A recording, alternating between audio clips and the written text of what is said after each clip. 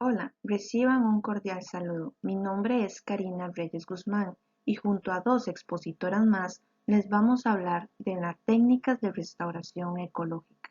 Esto es, cursando el grado académico de licenciatura en la materia Restauración Ecológica de la Universidad Estatal a Distancia. Empezaremos. Empezaremos hablando de las formas de implementar una restauración ecológica. Son tres: técnicas de restauración, técnicas de rehabilitación y restauración con enfoque a especies de poblaciones reducidas. Vamos a empezar con la técnica de restauración, que lleva como tal el nombre de este tema que estamos trabajando. Acá lo que se pretende es devolver los atributos ecológicos lo más cercano al ecosistema natural original. Pero para poder devolver estos atributos necesitamos primero conocer qué tanto va a haber fuente de financiamiento, si va a haber voluntad política, y la participación ciudadana es muy clave en esto de trabajo de restauración, ya que nos va a ayudar a monitorear, nos van a ayudar a cuidar y etcétera, ¿verdad? Primero se hace una selección del área. Una vez que se tiene la selección del área, vamos a valorar parámetros como por ejemplo la conectividad del lugar. Vamos a ver qué tanta estado de regeneración hay. Por ejemplo, si hay bosque, este bosque en qué etapa está, es primario, secundario, hay árboles maduros, etc. Vamos a también ver la accesibilidad al lugar, si el sitio está en pendiente, en plano, qué tan fácil es llegar a ese lugar. Eso es clave también porque nos va a ayudar a que haya, por ejemplo, mayor participación ciudadana en el tema de seguridad y demás. Estas cosas son importantes, pero también lo es detectar qué es lo que está amenazando o qué es lo que causa la degradación de este lugar que vamos a restaurar. Porque de nada nos sirve empezar a trabajar, a restaurar una zona si la amenaza está presente y sigue degradando el lugar. Entonces también es clave trabajar esto. A continuación vamos a ver las siguientes técnicas. Técnicas de implementación. Siembra directa de semillas. Es la introducción de semillas de diferentes especies de árboles nativos en aquellos sitios degradados, lo cual permite la regeneración asistida. Dentro de los métodos que se utilizan es la utilización de 12 a 16 especies de árboles nativos, 4 individuos por especie.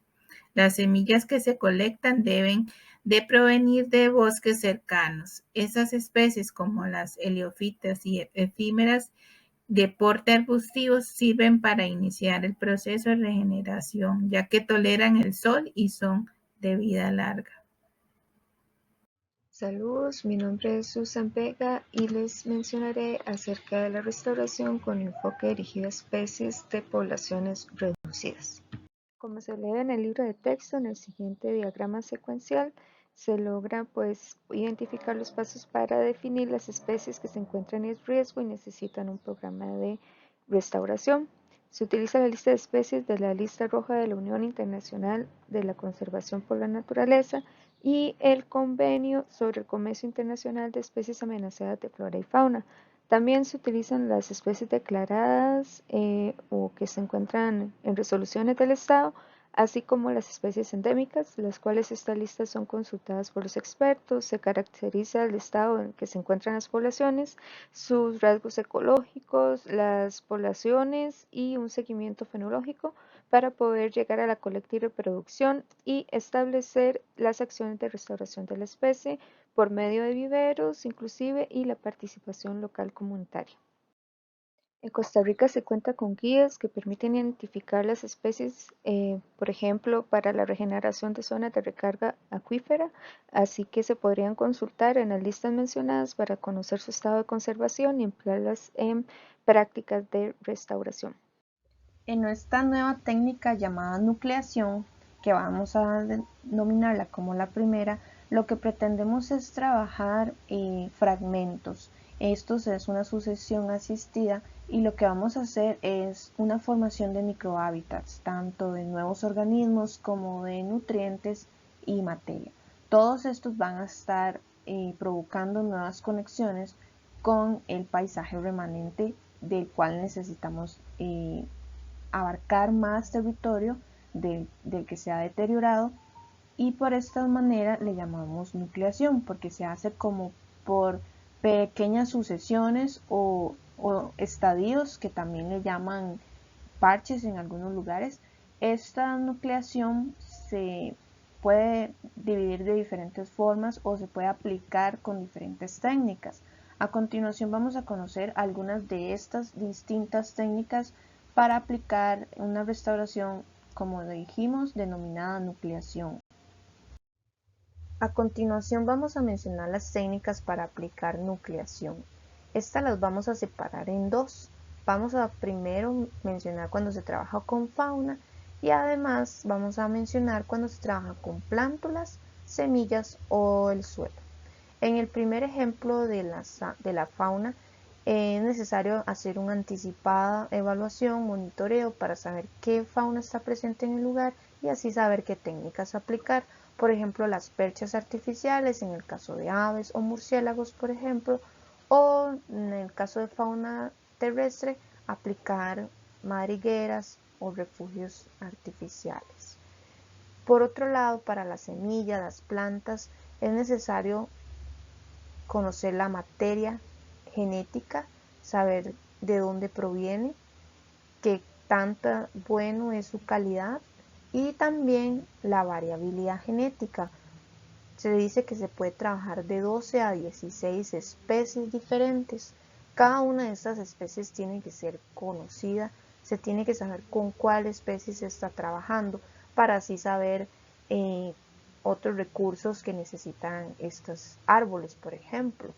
Se necesita bastante luz, se necesita poca sombra, se necesita mucho recurso de agua, etc.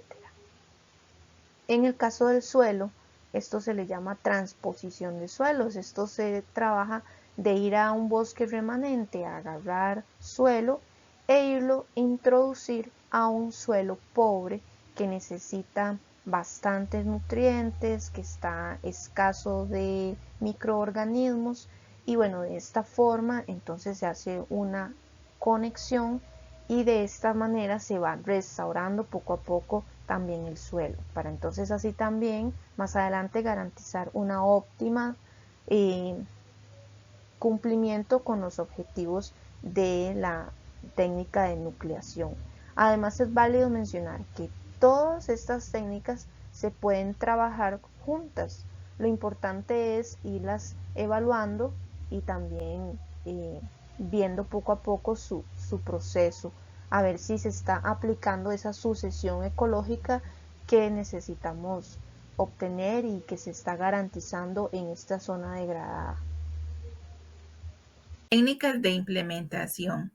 El ordenamiento forestal sostenible implica contar con un plan general de manejo en bosque, la regulación periódica de los plazos de corta para las especies de árboles. El área de bosque se divide en diferentes unidades, corta anual o a largo plazo. La planificación por niveles y también el tipo de red vial, caminos de acceso. Registro de todas las actividades anuales y la planificación de las visitas y el control. Las herramientas de control para la corta están la regulación por área de bosque con potencial de aprovechamiento, control del volumen a partir del crecimiento del bosque y la densidad relativa. Combinado por áreas y volumen, se realiza el inventario forestal por cada estrato de bosque y se calcula el volumen. El sistema silvicultural de saneamiento y recuperación del forestal implica la eliminación de las especies con problemas fitosanitarios, las especies adultas en competencia con otros individuos. Muestreo del estado de los árboles remanente. Los bosques productivos tienen como mínimo 100 árboles de interés comercial por hectárea. Solamente se eliminan los árboles competencia directa que no generan claros muy grandes y favorece el principio de importancia ecológica. El sistema silvicultural de enriquecimiento en la restauración forestal se aplica en sitios de bajo o insuficiente proporción de especies valiosas para comercializar y busca aumentar la cantidad de esas especies de interés comercial por medio del enriquecimiento en fajas, en claros y para posterior aprovechamiento. El tratamiento silvicultural de liberación como herramienta para fortalecer la masa forestal permite que el tratamiento de liberación consiste en eliminar la vegetación que representa una competencia directa con los árboles de futuras cosechas y favorecer la iluminación.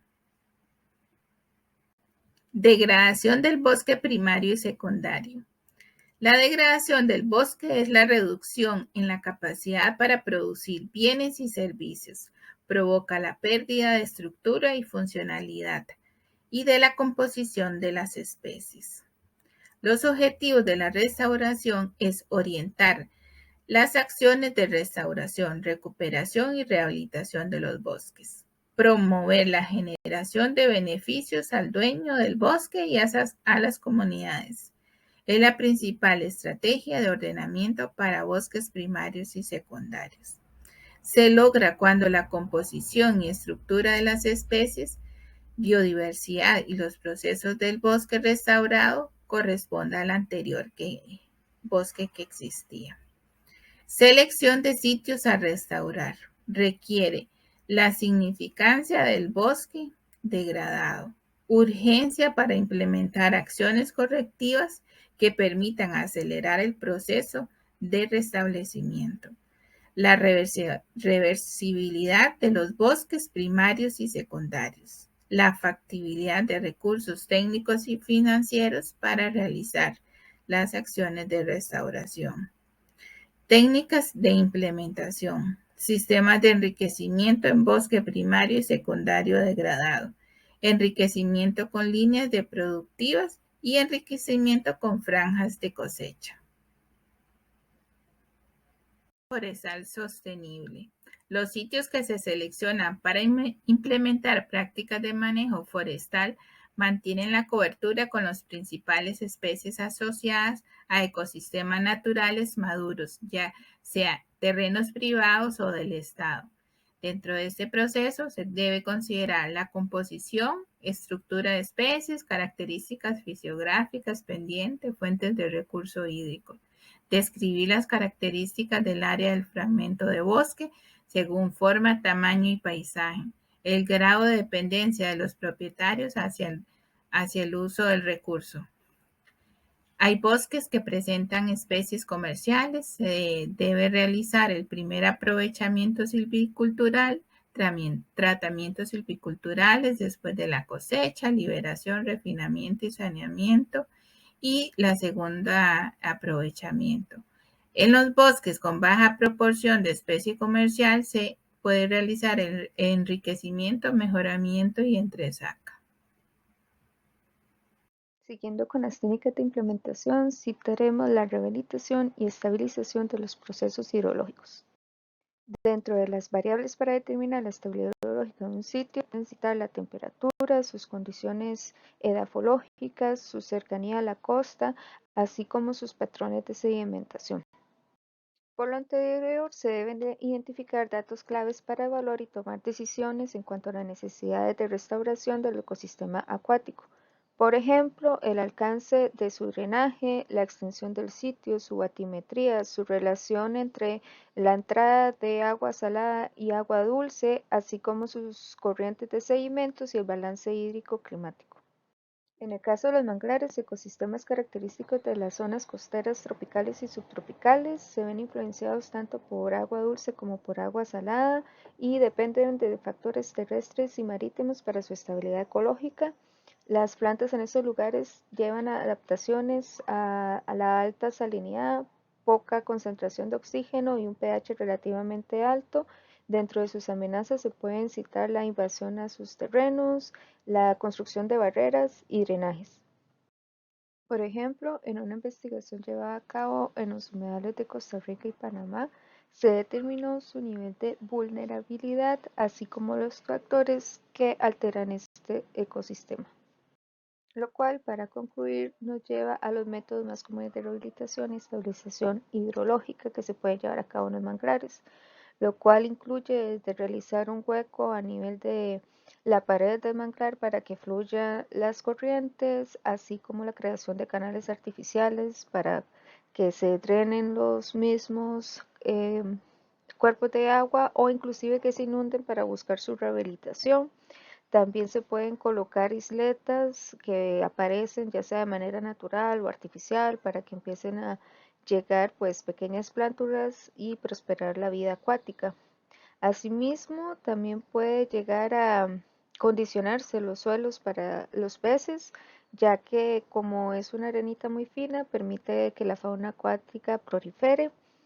Y también se pueden colocar dispositivos rompeolas, pero siempre se debe evaluar el nivel de impacto que lleguen a hacer estas estructuras para poder llevarlas a cabo. Muchas gracias por su atención.